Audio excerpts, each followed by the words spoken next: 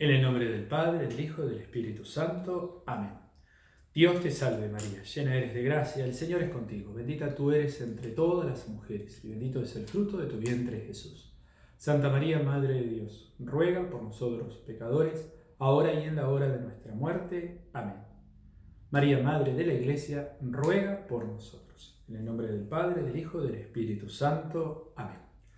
Hola, seguimos descubriendo todo lo que el cántico de María nos puede traer, no solo para reflexionar sobre su vida, en el caso de ella, no solo para ver al Dios hecho hombre, en el caso de su Hijo, no solo para ver cómo Dios obra en el mundo y en la historia, como el mismo cántico nos ha enseñado, no solo para descubrir cómo el cántico de María es un modo de ser iglesia, de ser creyentes, sino también, decíamos en el capítulo anterior, cómo la presencia del Espíritu Santo en la iglesia hace experimentar ese estado de embriaguez, esa cosa de sentirse como borrachos en el gozo, en la alegría, exultantes, aún en los tiempos que nos toquen transitar, el creyente lleno del Espíritu Santo en su rostro, en su vida, en su manera, en su forma, en su capacidad de disfrutar, y no por la excesiva capacidad de bienes, todo lo contrario, inclusive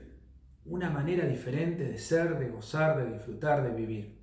Un creyente es sal y luz en el mundo, es levadura, porque en el contexto en el cual vive llama la atención. Llama la atención y no porque haga alarde de su santidad o de su perfección evangélica, todo lo contrario. Todo lo contrario, María exulta por su pequeñez, no por su excesiva manifestación de grandeza. Para nada, todo lo contrario. Así está llamado a ser un creyente. De ahí que el cántico de María sea modelo, imagen de la iglesia, modelo, imagen del creyente. Ahora te invito entonces a dar un pasito más y a poner nuestra mirada en la embriaguez espiritual, en la oración. Como el cántico de María es oración, la recibimos por la palabra de Dios, y cómo esa palabra de Dios en el cántico de María se hace oración en nosotros y produce ese mismo gozo. En el corazón de María, mirándola a ella, entrando en su escuela y dejándonos llevar de su mano, es ella la que nos impulsa a no tener miedo a Dios. Porque es sumergirse en Dios, es entrar en Dios para vivir la experiencia de Dios como ella la vivió. Nos recuerda el cántico de María, en la oración de María, en el corazón de María, que el movimiento de la iglesia siempre debe ser hacia Dios. La relación de la iglesia, el ser de la iglesia, el sentido de la iglesia es su vínculo, su comunión, su relación íntima y profunda con Dios. Que el ser de la iglesia, y esto vale para cada uno de nosotros, cuando decimos iglesia, podemos fácilmente, como decíamos en el capítulo anterior, hablar de cada corazón creyente, de cada uno de nosotros. El modo de existir de la iglesia, tuyo, mío, es en presencia de Dios, antes que en presencia del mundo. El objetivo de la iglesia es la comunión con su Señor, como María, que vivió unida a su Dios antes de estar velando o preocupada por el mundo que la rodeaba. El creyente es estar y hablar en presencia de Dios, más que en presencia de los hombres. La mirada que al creyente le preocupa es la mirada de Dios, no la mirada de los demás. Felices los puros de corazón, porque ellos verán a Dios. Ahí está la clave para entenderlo. Dice San Agustín, el gran santo, el hijo de Santa Mónica: el Espíritu Santo ha venido a habitar en ustedes, en nosotros. Los ha encontrado vacíos y los ha colmado, hambrientos y los ha saciado, sedientos y los ha embriagado. Sea Él quien verdaderamente los embriague. Esta enseñanza de San Agustín, que aclara por las dudas que entendamos de qué se trata la embriaguez, Pablo va a decirlo en la carta a los Efesios, el capítulo 5, el versículo 18 y siguiente.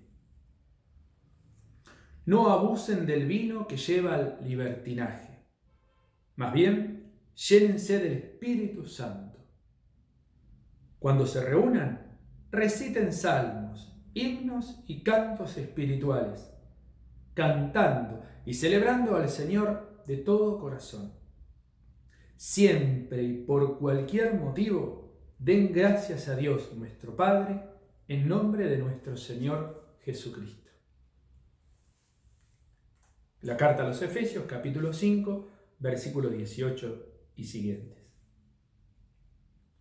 Claro, porque tanto Pablo como Agustín nos muestran dos tipos de embriaguez, de los cuales hay que estar constantemente atentos y de los cuales vos y yo estamos constantemente atraídos. La fuerza del mundo en el cual nosotros estamos transitando, no estamos exentos. Los cristianos no somos como hongos aislados de la humanidad y de la cultura. Estamos insertos en medio del mundo. Ahora tenemos que detectar y descubrir, a la luz del Cántico de María, nuestra propia vida iluminada desde su palabra. Entonces hay que distinguir dos tipos de embriaguez, dos maneras de experimentar este tipo de gozo o este tipo de saciarnos buscando la fiesta, podemos decir, o la alegría. Hay una embriaguez material que podemos traducirla por el vino, por la droga, por la propia belleza, por el éxito, por la inteligencia, ¿no? Es esa búsqueda que el hombre, nosotros en el mundo de hoy, estamos constantemente buscando saciar. Ese deseo de, lo que se dice claramente, ese deseo de felicidad. Nada tiene tanta venta en cualquier góndola de espiritualidad que la búsqueda de la felicidad. Entonces hay una meta, un deseo, una necesidad, en las palabras de San Agustín, hambre, sed, vacío. Hay una búsqueda, eso está.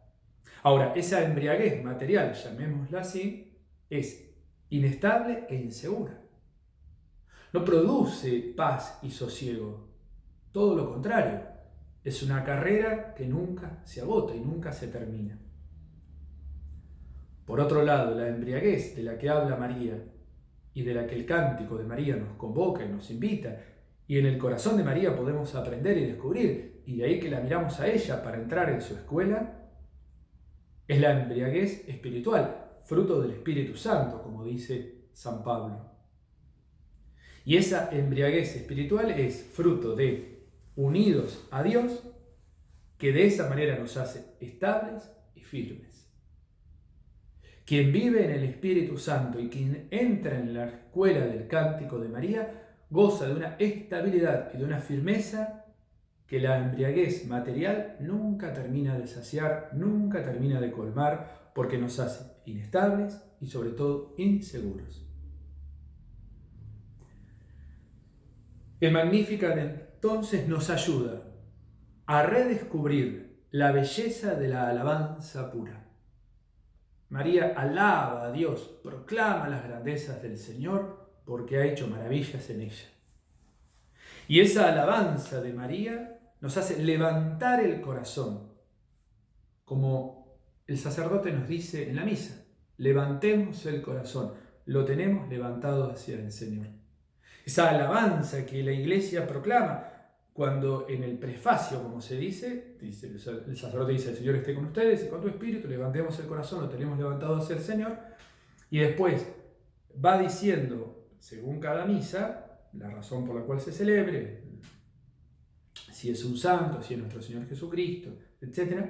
Y va desarrollando en el prefacio y es como que va agarrando velocidad hasta que la Iglesia proclama santo, santo, santo, 3 veces al todo santo. Santo eres, Señor, Dios del universo. En esa alabanza pura que brota de reconocer de que nuestra vida está llamada a elevar, a llegar, a colmar, a encontrar en el Dios verdadero la plenitud de la felicidad. Dijimos entonces que el Magnificat es la embriaguez espiritual en la oración. Pero también el Magnificat es escuela de conversión evangélica. Como la conversión es ese volver a Dios. Es ese ser llamados a dejarnos encontrar por el amor y la misericordia para, así como dijimos en el capítulo anterior, la embriaguez espiritual, en la primera parte. La segunda parte también es ser críticos y realistas con nosotros mismos. Y en eso reconocemos que hay muchos aspectos que necesitamos convertirnos, transformar, dejarnos transformar por Él.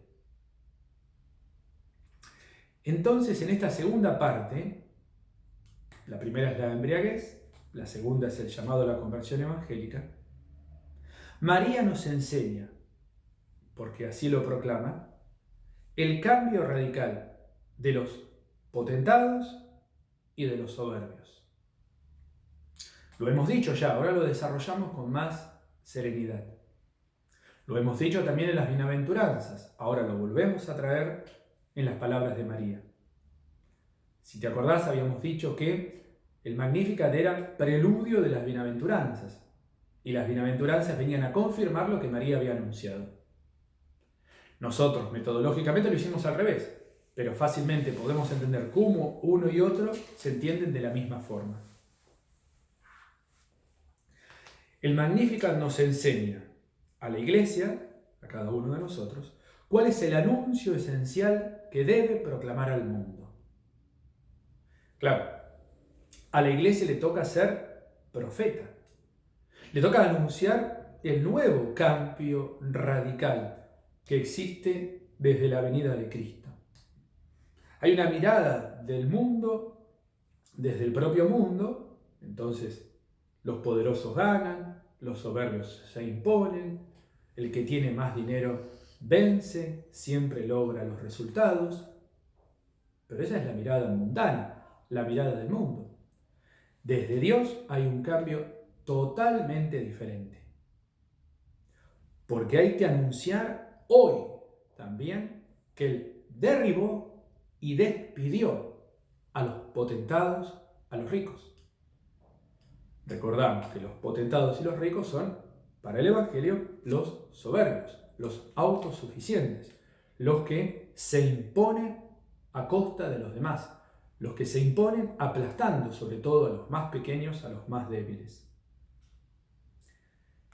La dimensión profética de la Iglesia es el pronunciamiento en un nuevo orden de justicia, de paz y de orden social.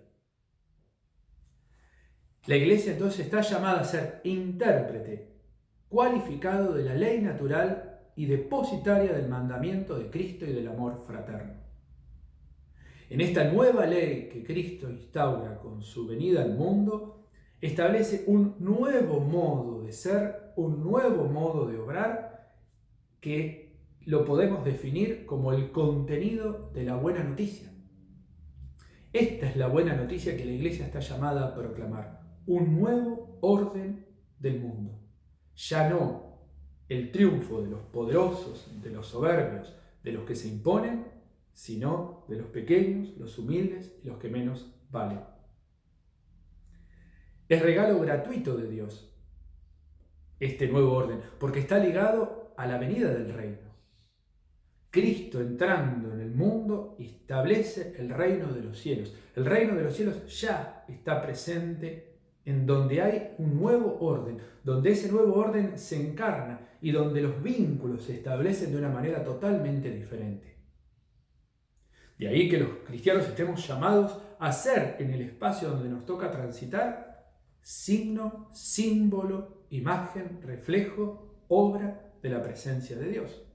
En nuevos vínculos, en redes de nuevos lazos humanos, donde los pequeños, los débiles, los enfermos sean los más importantes, donde todos estemos al servicio precisamente de ellos y no usándolos a ellos para beneficiarnos nosotros. Esta es la conversión. Porque todo lo demás es fruto del esfuerzo y de la buena voluntad del hombre. Porque todo lo demás, lo que se logra en el orden humano, no es más ni menos que eso. Pero hay que cambiar la manera de pensar. Es esto lo que tenemos que luchar y es esto precisamente donde los cristianos tenemos que estar. En ese nuevo orden, en ese nuevo modo, en esa nueva forma que se instala por la presencia del Dios hecho hombre en el corazón y en el vientre de María.